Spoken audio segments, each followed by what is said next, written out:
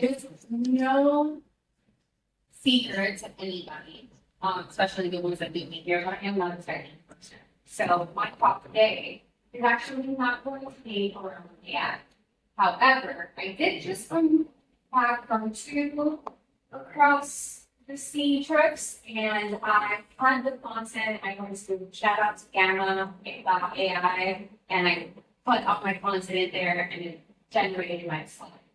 So are you going to see some weird faces? Probably, but we're just going to it's going to keep on going. Okay. So my talk today is going to be a little bit about women, since today is oriented. But first, I want to introduce myself. As I mentioned, I'm diversity of the chief people officer of my own company, which is Unwavering. And I've also decided to most recently give myself the title of people. The CEO. It's because what I really drive in, what my passion is building a foundation on the people driven in order to make the company more successful and being able to see the difference between business alignment and fairness. So I said, what better way than to tell myself that I can an architect and maybe I find some leverage to go behind that. So in WGB Consulting, we offer things such as mentorships, we offer executive coaching, we offer that's what makes us do we think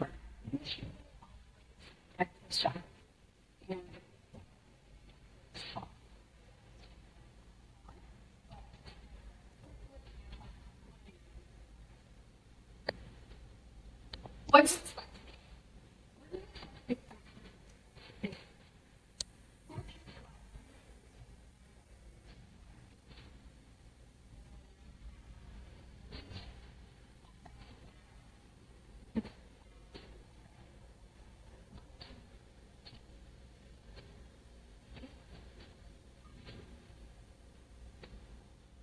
just be a lot of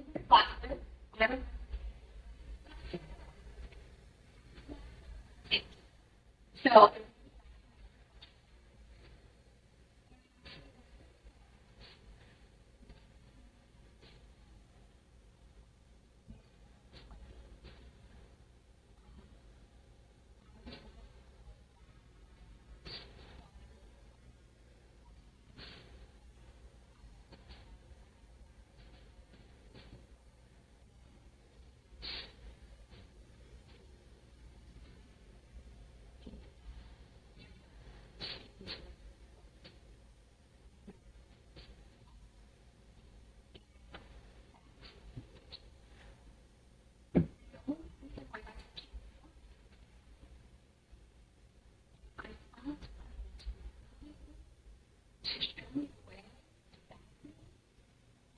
people.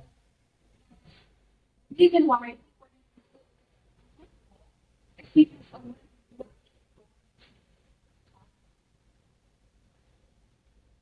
we are going to talk about the electric process, and it's very important. And I know that I gave myself the third title. I know I can't say it. Stop one day, but great people. However, if you are a woman, I don't think please raise your hand. Please keep your hand up. If you are a woman who has heard women for women, we are all empowering one another, and you have heard the speech of it. If you are a woman whose roadblock during your career have been other women, please raise your hand. That is why we're going to talk about discomfort. Because discomfort is the fact that women for women is real, but you really have to do it.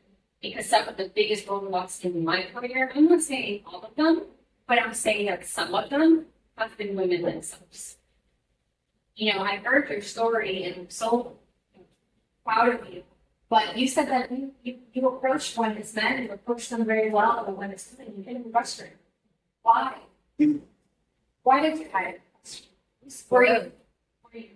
Well, we were passing each other in the bathroom.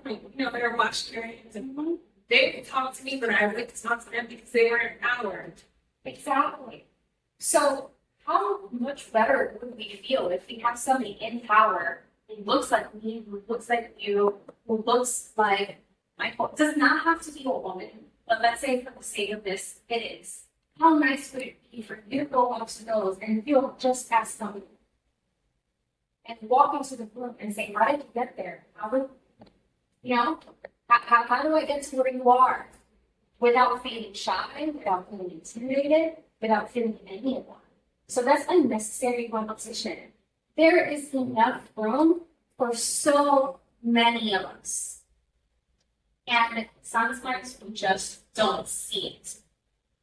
This is a systemic issue. Please understand that I said it's systemic. I did not say men, I did not say women, I did not say any gender. It's a systemic issue because we have made to believe that they are only certain amount of seats for us. So the illusion of scarcity plays a lot into why women think that there's only a little bit of tiny seats for us. So I cannot tell you how many times I have sat down with my board or I have talked to other executives and they have looked around, I'm the only Hispanic female and I'm neurodivergent here. I'm all of it. I can check a lot of boxes. And I looked around and I thought to myself, am I sitting here because of my knowledge? Am I sitting here because of the letters? Or am I sitting here because they just want to say, no, we have a woman in our board? So it always makes me think. Media narratives. First woman to this. First woman to gain this prize. First woman. We are in 2025. We should not be doing first women anymore. When was the last time we heard that it was the first male? When is the last time you heard that it was the first Latino?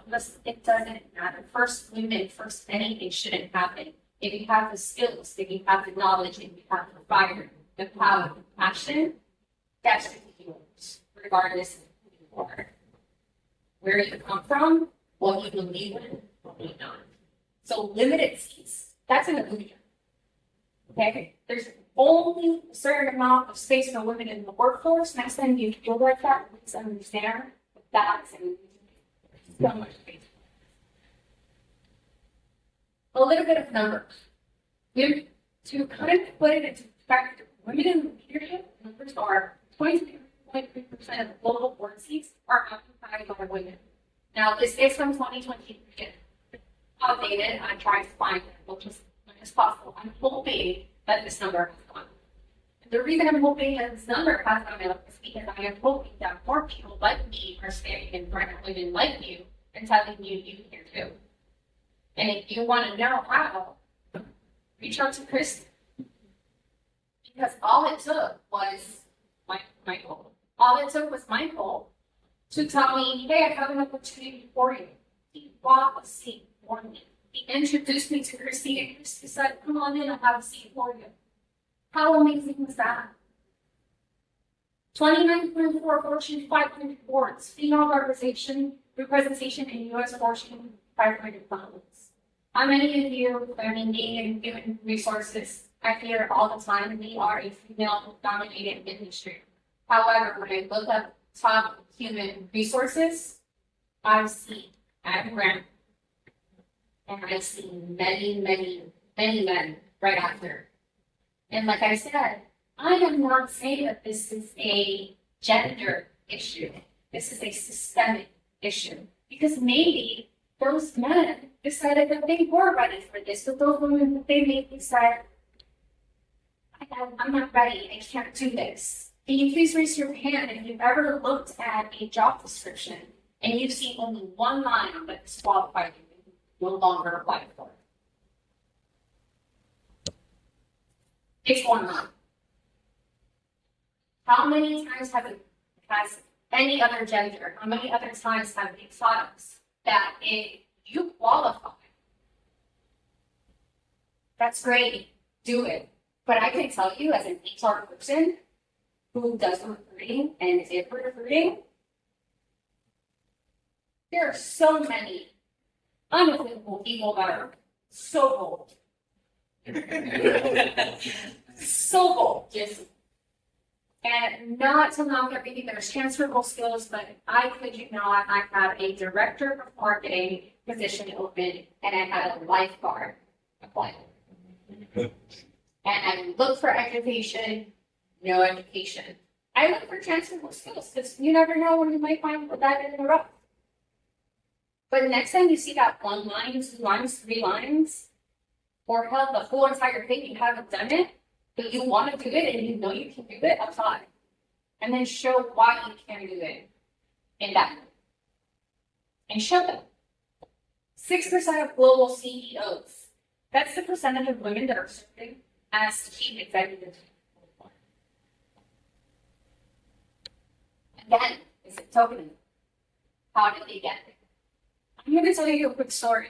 I applied one time for a role, and I finally made it all the way to the CEO. I got in really, really close at this time. And I told them resources, every single thing I checked it out. I was an executive, but I'm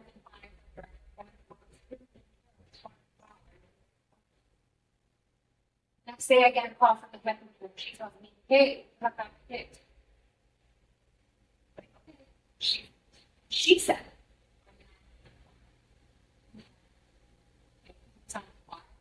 and she said, because the CEO was upset that you asked her how she got to where she was.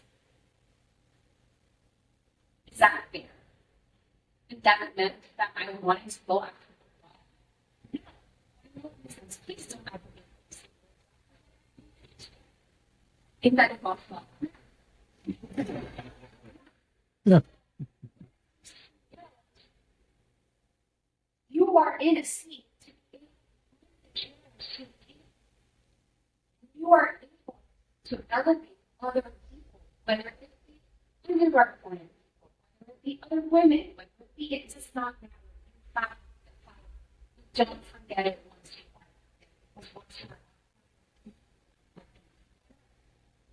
Yes.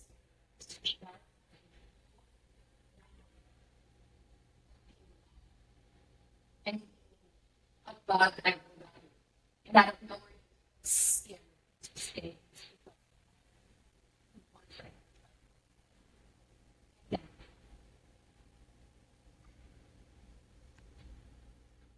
So, conscious are unconscious. Internalized competition. Reluctance to support.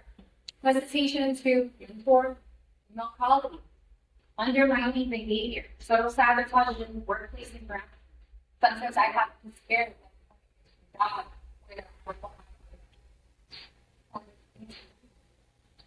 And I get scared because I say, I really want to I get scared. Still.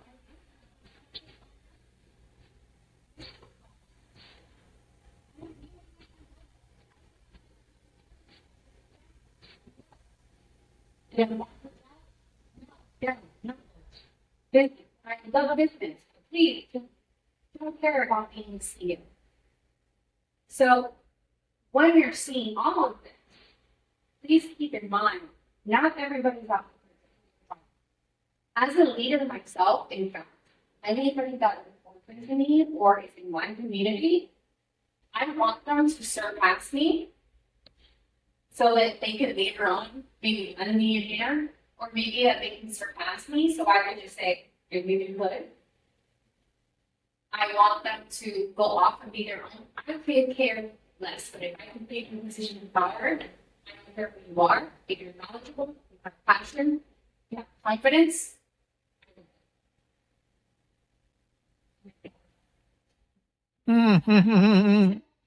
What are the systemic barriers?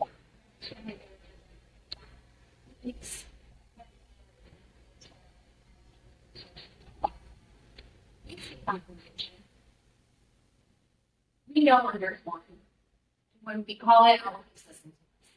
Promotional disparities.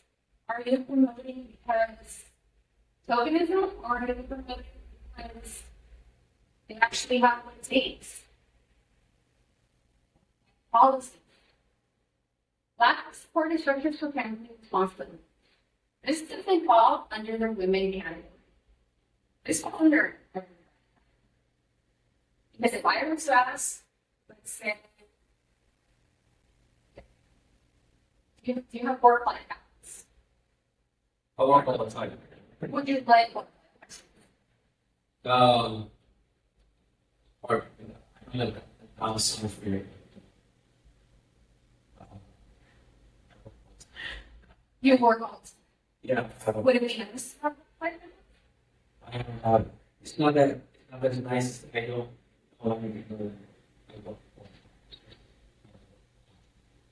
So Correct me. that's something that it takes. And if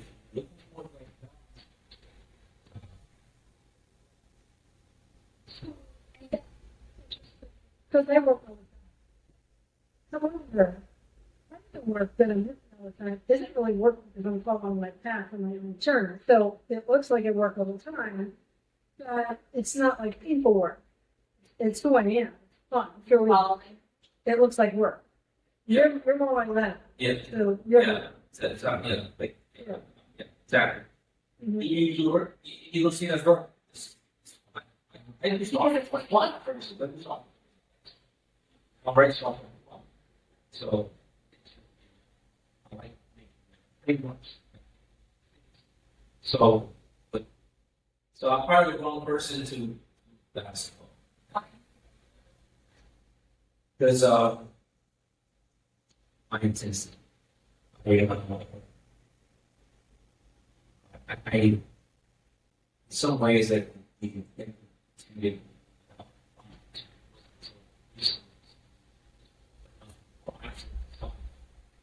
Like, why was there always finding someone?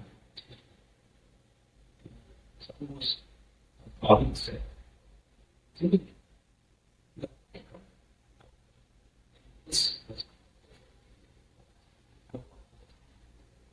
So sometimes you don't realize it even in your getting get that by get back. Now, let's be real. I ask you to extremely fruitful. We talked about work-life policies.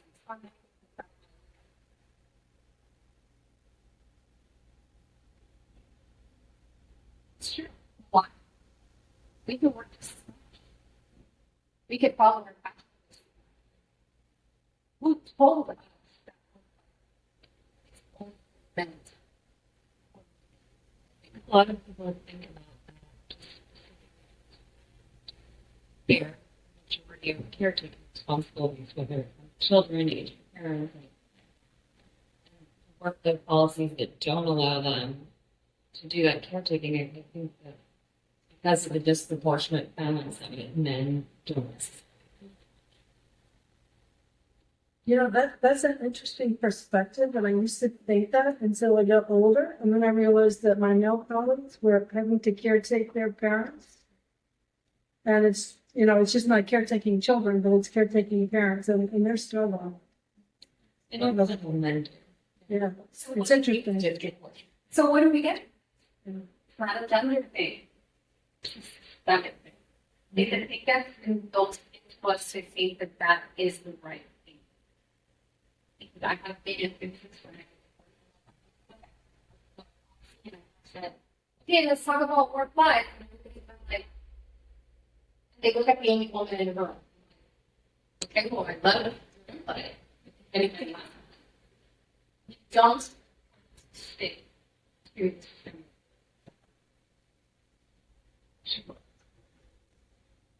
Place.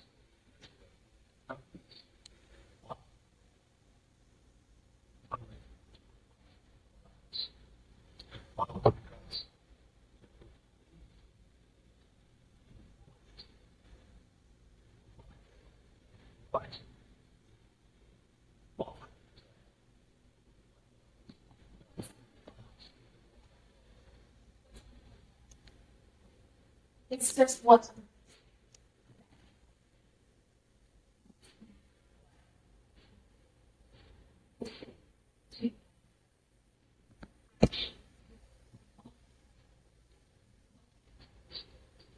Oh.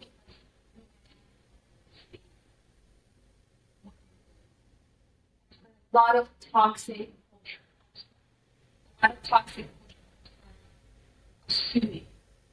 don't assume. It's different.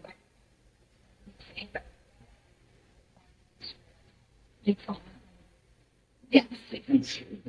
So personal reflection. Say out loud. Take a moment and think to yourself, when was the last time that you, even if you are, even though we're wanting a fun vision rather than a health, consider the benefit from the system. I once had a boss that told me, the strategy for my team to get along. He said, I would love to hear it. But, she said, oh, well, I make them be together. Who is that helping? Because all that's helping is instead of you just being. And let's really imagine that situation.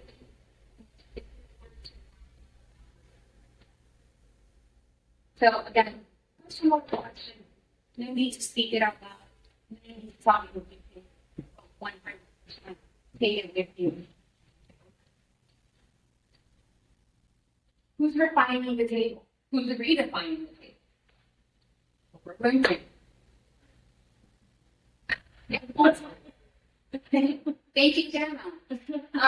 Michael Type over my creative mentorship initiative that elevates diverse voices in media. She brought her own share to the table. She said, don't want me? We're going to give it to you. Ava DuVernay, who is familiar with the strip? Who is familiar with the movie Wrinkle in Time? Her purpose is to consistently pattern female directors are increasing in new industry opportunities. If someone who is showing you this, not because you are female, not because you are not because of your religion. She is showing you because you are competent and you are ready and you are. So next time that you see what women are reporting into water, they're reporting into you. Identify everybody in this room. Make sure that you are being. What does that mean? Right now, 78% of women in senior roles have served as a formal mentor. I'm a mentor myself. They sponsor actively, they promote their qualities for opportunities, and it's great. However, how come 63% of women report that they have never had a formal mentor? Again, I'm not good at math, but that is a huge gap. Why is there 78% of women out there mentoring people, but 63% of women are saying they never had a mentor? Who are we consciously or unconsciously choosing to mentor and to guide? Whether it be because of our unconscious or our conscious bias. That's kind of next time that I want to have a speech like this, I want these numbers to speak. I want these numbers to kind of get closer. I want to close the gap. And if you want to know how to do that, reach out to me. I would be so glad to meet up with you and to put our heads together and be able to do something. Now I have an activity because everybody has been sitting down for a very long time. Can you raise your hand if you are familiar with musical chairs? Okay, and unfortunately, this table is my support table, so nobody's getting picture here because we know me. And Irina, sorry, you're also not gonna get paid because I didn't tell you too. So I need 5 women volunteers. What happens? I got 3. I need 2 more volunteers. Wow, thank you. 1 more.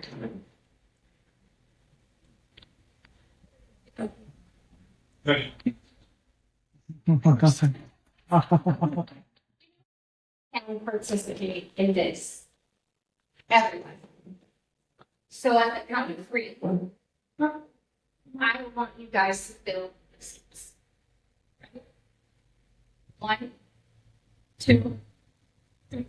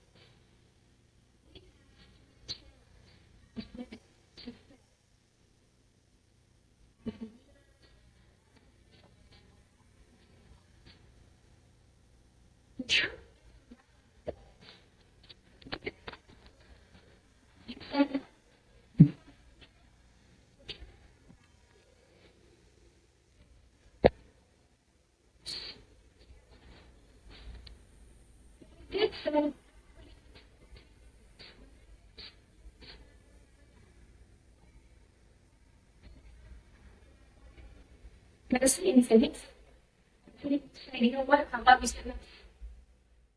That is what we're talking about. It is not a competition. I said everybody participate. I walked around, I showed you. I didn't tell you to sit on these seats, but you guys still chose them. So my whole point here is, you guys can go back to your seats. Thank you. Seat 10. Thank you. Big round of applause for my volunteer. I was so scared I was gonna have to start grabbing other people that were gonna be very good. So the moment of tension, chairs, participants 5 and 6. Expected outcome, there was competition and comfort. Gain an opportunity. Did you notice the folded chairs that would be nearby?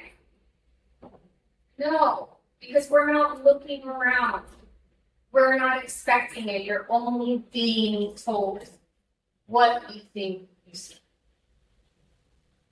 So the realization is each represent women who are ready. Every single one of which, whether you know it or not. Be before you're worthy. And whether you're looking at the 3 chairs and whether you know it or not, as I mentioned, there's so many more. And there's so much more space for every single. Now, Shirley Kaishel, first Black woman elected to Congress. Is it Chisholm? Chisholm. There. If they don't give you a seat at the table, we'll bring people. If they don't give you the opportunity, show them you want. If you don't think you are ready, you are. And let them tell you why you're not. And let them know. So, no, better. So, strategies for collective advancement. Make sure you're amplifying. Make sure you're measuring. Make sure you're advocating. Make sure you're mapping. This is all so important to do with everybody. You're going to bring out what you want to represent for. Do it.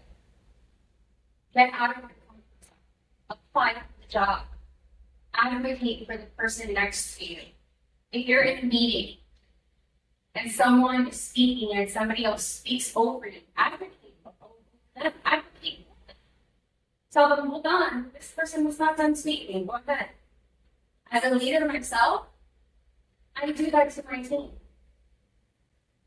Everybody gets a turn, and guess what? I'm not perfect at my job. So one of the things that I tell my teams are, the more people in my strategy, the better we're all going to be together. Because I'm good. But if I was the best, I would be in the jug.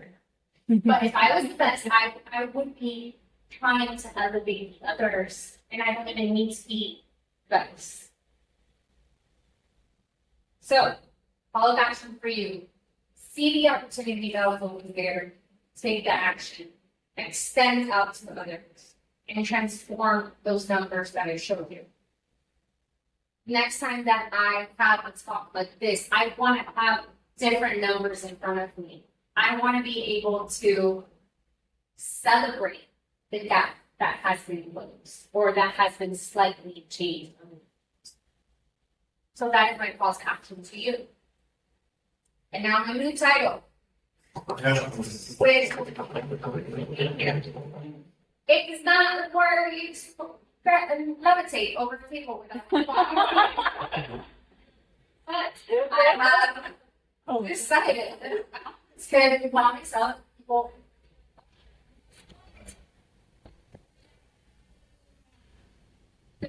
looking for so many more. To guide others, make it by for me. Join me. Not make that. Some people are gonna yell at me after, but no, I'm not Lisa. Just Lisa. Christy or just Melody, my partner, standing up. Every night they're standing up. Pretty good, stand up. Michael, they're standing up. They're on. Stand up. The people that you see standing up, they have been my ushers. They have been the ones to show me that I have a place in front of you. And next time that I see all of you, I want to be able to share and I want to be able to pick every single one of you and say, you have been an usher, you have been a leader, and you have been a guide for others.